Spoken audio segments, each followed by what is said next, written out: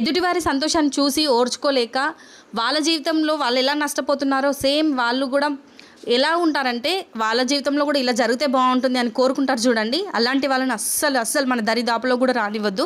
బియ్యంలో రాళ్ళు ఉంటే ఎలా ఏర్పడేస్తామో వాళ్ళని కూడా మనం అలానే ఏర్పడేయాలి. ఇక మన దగ్గరికే రానివ్వద్దు అలాంటి వాళ్ళని. చీడపురుగులు అంటారు కదా, చీడపురుగులను అసలు దగ్గరికే రానివ్వద్దు. అందులో ముఖ్యంగా మనకి తెలిసిన వాళ్ళు లేదంటే అయిన వాళ్ళు మాత్రమే ఉంటారు అందులో. వాళ్ళకి ఎంత దూరంగా ఉంటే అంత మంచిది మనము. నిజంగా నేను ఎందుకు చెప్తున్నానంటే వాళ్ళని నేను కనీసం అట్లీస్ట్ ఫోన్ చేసి కూడా మీరు ఎందుకు ఇట్లా చేసిరని నేను అడగలేకపోతున్నాను.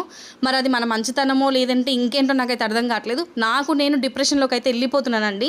అదేంటి, ఎందుకు నేను డిప్రెషన్లోకి వెళ్ళిపోవాలి? నాకు నేను మోటివేట్ చేసుకొని అట్లీస్ట్ కనీసం ఫోన్లో తిట్టకపోయినా పర్లేదు, ఇట్లా మెసేజ్ అయినా చేసి పాస్ చేసినట్టు ఉంటుంది కదా.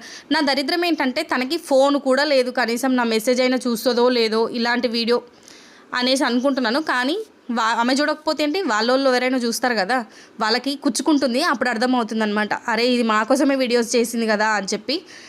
చూద్దాం ఇంకా ఎలా నెగిటివిటీ వస్తుందా పాజిటివిటీ వస్తుందా.